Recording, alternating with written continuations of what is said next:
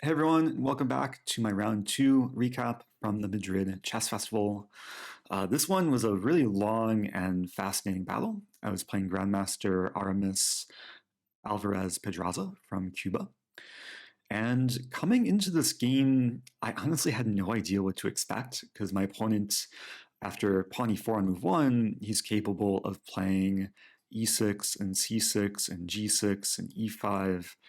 And yeah, it was kind of a nightmare to prepare for him. But I still tried. And the line that we ended up going into was a Caro Kann after c6, d4, d5, ed5, cd5, and bishop to d3. And this is a line I haven't played in recent times. I did go through a phase of playing this several years ago. I think I played about 10 games in this against Gotham Chess in one of our I'm Not a GM Speed Chess Championships. But recently, I've been inspired to look into this line, mainly because there's a whole course about this variation on Chessmood. And this is a friendly reminder, if you want to get free access to Chessmood for this month, link will be below. They're unlocking all their courses for free. It's 500 hours worth of very high quality video courses. And yeah, bishop d3 is a nice move to restrict black's development, mainly aimed at preventing bishop f5. And there's a lot of situations where this bishop has a hard time developing because it can't move to f5, can't move to g4, and a lot of amateur players will play e6 early, trapping in the bishop, and it can lead to a very pleasant middle game for white. But my opponent plays the theoretical move, knight c6, I play c3, knight f6, and bishop to f4. And even though this started as a Caro Kann, it's now resembling a London, which is one of my favorite openings from the white side. And this is another reason why I was inspired to start learning this line is there's a lot of overlap between this and the London opening, and very often you can get transpositions. So from here, the theoretical move is bishop to g4. And a couple of days ago, I was watching the Chessmood video course on this line, and they cover it very in depth. The recommended move for white is queen to b3. And there's a lot of theory, but white is able to really put the pressure on from early on, targeting b7. And there's a lot of lines where black can very easily go wrong. But my opponent played a somewhat of a sideline here. Rather than bishop g4, he played pawn to g6. And I had seen that he played this many years ago, maybe like 10 years ago. I did filter through some of his older games in the database. And thankfully, I was still prepared here because, I watched the Chessmood video course covering this move. And I'm not going to go too much into the nuances, but it's important to start with knight to d2 here. Rather than playing knight f3, there's cases where the knight wants to go to e2 and this knight goes to f3. And one of the ideas with g6, not only to fianchetto darks for bishop, is also to play bishop f5. And after bishop f5, then the plan is to take and then knight e2. And I was ready to go into this. The Chessmood videos were fresh on my mind, but my opponent did not play bishop f5. He played the more perhaps conventional bishop g7. I played h3, ensuring the bishop can't develop to g4. And after castle, I bring my knight to f3. And from here, my opponent played a move which was out of my preparation. The one thing I looked at over the last couple of days was if black plays bishop to f5, then white has a really nice continuation, is to simply take. And after takes, white can take advantage of the fact that the king has not committed to castling, and there's a very strong move here, pawn g4. And this is very powerful pawn sacrifice. If black takes and then takes and then takes, then I think just queen e2, preparing queenside castling, and get the rook to g1, and with the open h file as well. It's very, very dangerous for black to enter this line. So I was a little bit disappointed my opponent didn't play bishop f5. And when he played knight d7, it was pretty clear that he wants to prepare e5. And it's not so easy to stop. So I just castle, and he goes for e5. And this is leading into a pretty big transformation in the center.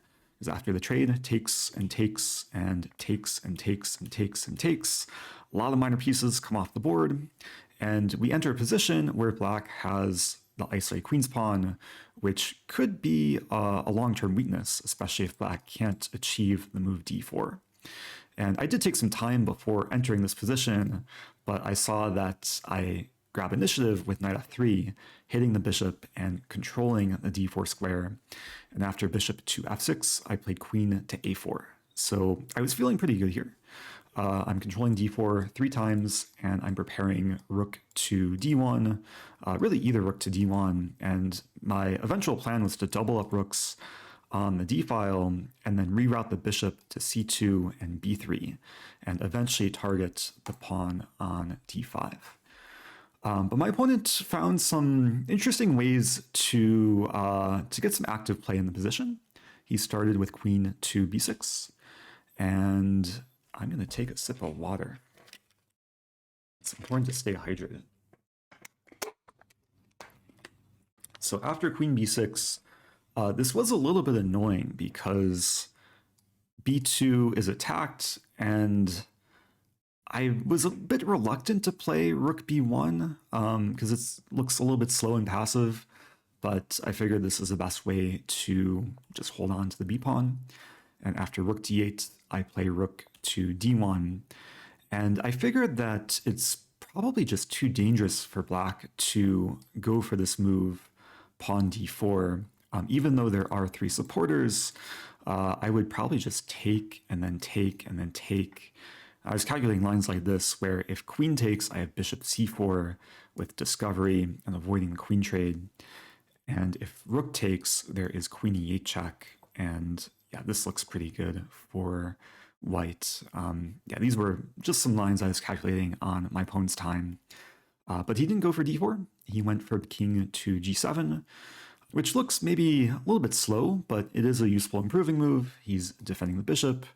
And I did have ideas of playing queen to f4 eventually, so I guess it is useful for black to make sure the bishop is well defended. So here I play bishop to c2, and I'm continuing with my plan of getting the bishop to b3, unleashing the d-file for my rook to be happier. And he responds with bishop e6. I play rook d2, he plays queen c5, and I double up, and then he plays a move pawn to a5. And it's very clear that black wants to expand on the queen side, and this was one of the points of him playing queen c5. The previous move is to make way for the b pawn. And if black can achieve b5 and b4, then the structure might be not so solid. And it combines very nicely with the bishop, because for the last several moves, the bishop has been staring at a brick wall. But if a pawn gets to b4, then there could be some issues for white on the queen side. So I decided to play queen f4 here, ensuring that b5 does not come with tempo. He plays b5 anyway, and then I try and create some initiative on the king side, starting with the move knight to g5. And there's a few points with this move. For one, I'm pretty sure I'm threatening knight takes h7. The king is somewhat overworked defending this and this. And additionally, I am having ideas of knight takes e6 just to transform the structure and leave black with a potentially weak e6 pawn. So yeah, I thought the position is quite rich, and I thought I'm definitely pushing for an advantage.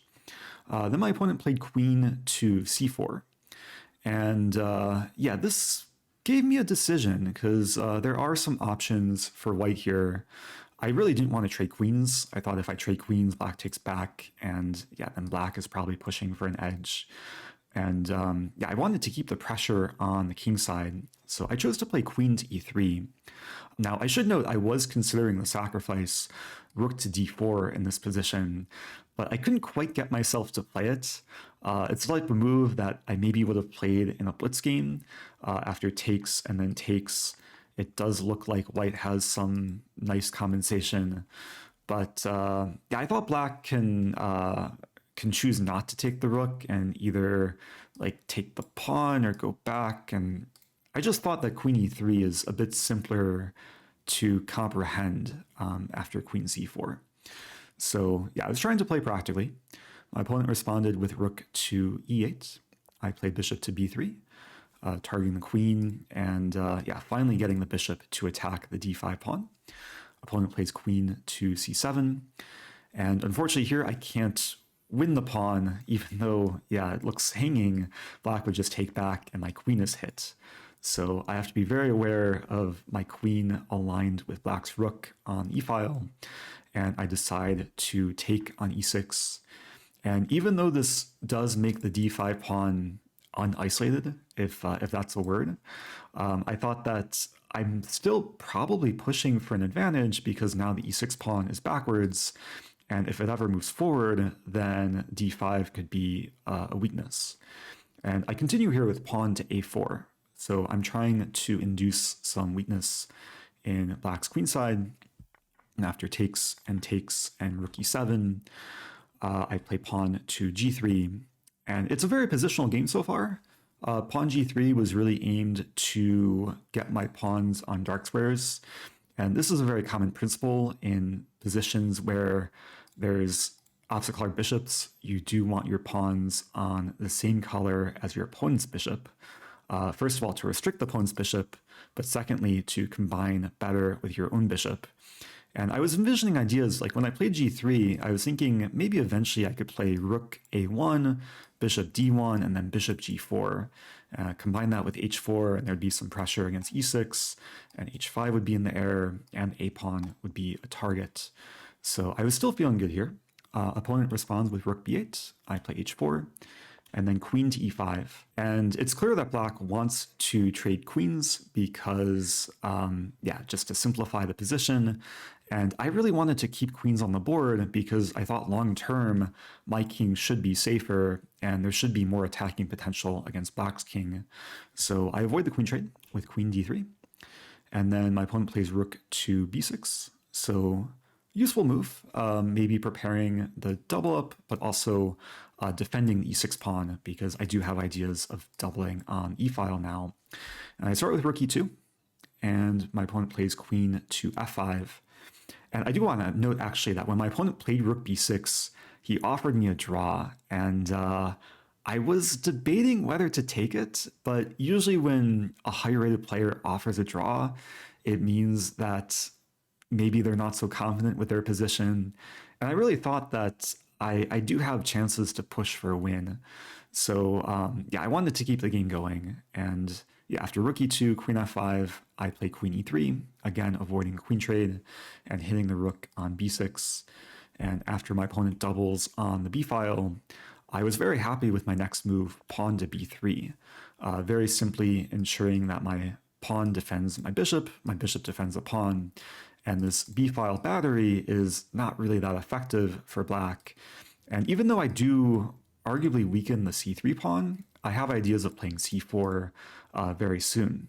And yeah, we see it as early as the next move. After rook a6, I play c4, and I thought the position is very much turning in white's favor because, yeah, if the d-file opens for my rook, then I'm going to have ideas of rook d2 and then invading possibly via d7. But then my opponent plays pawn to d4. And I was sort of expecting this move. And I thought that, yeah, after this move, I have a safe option and I have a crazy option.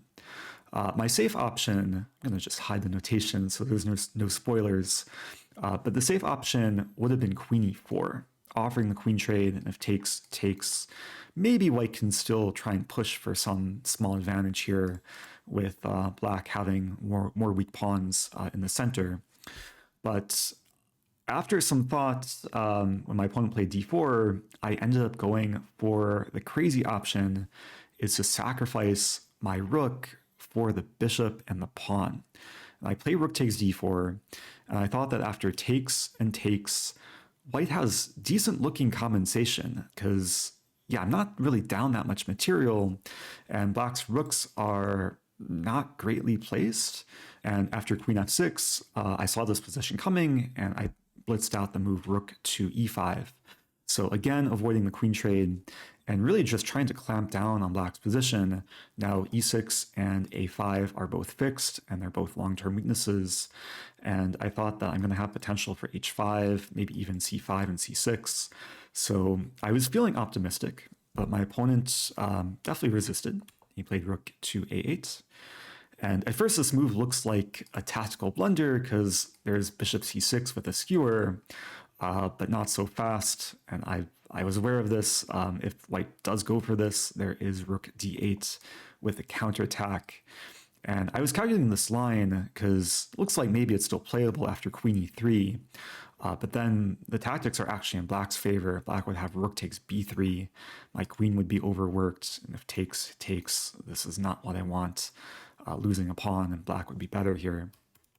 So I didn't go for bishop c6. Instead, I went for queen e3 initially, and now I am threatening bishop c6 because then black would not have the counterattack with rook d8. But my opponent plays rook to e7, so ensuring the rooks are not getting skewered. And after bishop c6, my opponent played rook to d8. Now, I wasn't really expecting this move. I was more expecting rook a6 to keep the a5 pawn defended. But when he played rook d8, I just went ahead and snagged the pawn. And I thought this was a nice accomplishment because now I have two connected passed pawns on the queen side. And after his next move, queen d4, now I didn't mind trading queens. I played the move rook e5 just to try and make sure that if we do trade queens, my rook is better placed. And he did take, and I take. And when we got to this position, I thought there's very good chances for white to play for a win, especially if the pawns can get rolling. But what happened in the game, it really wasn't that simple because his rook got active. He played rook d1, I played king g2, and then he played king f6. And I really just wanted to start pushing my pawns, but if I start with b4, then he can play this move rook to c1. And I get a little bit stuck here because if I play c5, there's rook to b1. If I play b5, there's rook to back to c1, and the c5 pawn would be lost. So going back, I didn't start with b4. I started with bishop to f3. And I should note the time situation. We're both getting pretty low on time here. I played this with less than a minute left. There was a 30-second increment, so yeah, I'm not in danger of flagging. But I thought this was a safe move, attack the rook and get out of the way for the potential c-pawn advance. My opponent plays rook c1, and I played rook to e2. And maybe this wasn't the best approach, but my plan was to play rook b2, get behind the b-pawn. After he played rook to c3, I played rook b2, and then he played rook to a7. And in this moment, yeah, I didn't really have much time, and I played a move here which was based off somewhat of a miscalculation. I went for the move pawn to b4, and I thought that I'm just going to start rolling the pawn down the board, and if he takes, I would play pawn b5, and b6 just looks unstoppable. The problem is we got to this position, and he found the move rook a to a4, and now, unfortunately, if I play b6, he can play rook b4 and force a trade. And even if I go for this, takes, and pawn b7, the pawn's not going anywhere. And I thought that white would be in danger of losing this position, especially if black can prepare the move pawn to e4 and cut off the bishop. If I lose a pawn, then it's probably a losing endgame for white. So yeah, I was very disappointed when we got to this position because I realized I lost one of my pawns, and this pawn isn't as strong as it seems. So the move I went for was bishop to c6. I was trying to do a little bit of damage control, making sure the pawn is defended. And I chose to keep my rook on the board. After he played rook b4, I played rook e2. And now it's only black who can play for a win. My pawn and bishop defend each other, and my drawing strategy was really just to wait around and hopefully just have a fortress in the position. But for the next several moves, my opponent just tortured me and really just tried to grind me down. And we'll zoom forward here because there was a bit of dancing around.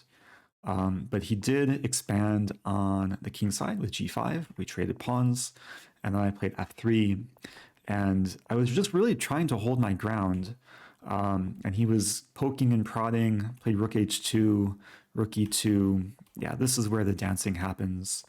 And at some point, I think he tricked me and he got his rook to h8, put the other rook on b1, and then he's threatening ideas of either rook to h1, and if the rooks coordinate, then there could be some mating ideas against my king. There's also skewer ideas if black can play this and then this. I don't want my rook on c2. So for that reason, I played rook e2, and after rook h1, black is threatening mate, but I am able to weasel my way out with king to f2, preparing king e3. And thankfully, things were still under control because after rook h2, king e3, we traded rooks, but now it's a position where, yeah, it's bishop in 3 versus rook and 2, and it's really not easy for black to make much progress here. After king e3, king to e7, I decided to just put my pawn on g4. I thought this is a very solid construction, and now all my pawns are defended along with the bishop. And from here, it was really just a waiting game. He tried to improve his king, but yeah, it's not easy for black to really do much. And yeah, the next several moves, it was just a matter of waiting around. I played bishop e4 and said, oh no, my pawn. But of course, black can't take it because it would abandon the rook. So yeah, he moved to d1, I moved back to c6. And after a little bit more dancing, okay, he played e5 and yeah, bishop e8. Really not much happened after king d3. He actually offered a draw on his turn, which is not the proper way to offer a draw, but I still accepted it because, yeah, it's, I think, just a dead drawn position. So that was a game, a pretty long one. It was 82 moves, and the next game starts in less than 90 minutes. So I think I'm going to wrap it up here. I don't really want to do much engine analysis for now, but the one thing I will show is, let me switch tabs here to the broadcast link. And if we just see the engine graph, it was actually a very clean game. And according to just the Lichess game review, apparently I played a perfect game. I'm sure maybe there were moments where I could have improved a little bit, but I think this is a good sign that I made no major blunders, mistakes, or even inaccuracies. So I think it's definitely a very good game to analyze, probably in more depth and see what my chances were. But I don't really have time for that right now because I have to prepare for round 3. So thanks again, everyone, for watching. Again, if you want to watch the games live, do tune into my Twitch channel. Both Grandmaster Gari and Jonathan Trance are taking over for various rounds for commentary. And yeah, I'm gonna go and prep and rest, and yeah, hopefully I can manage to win a game next round. So stay tuned, and I'll see you guys soon.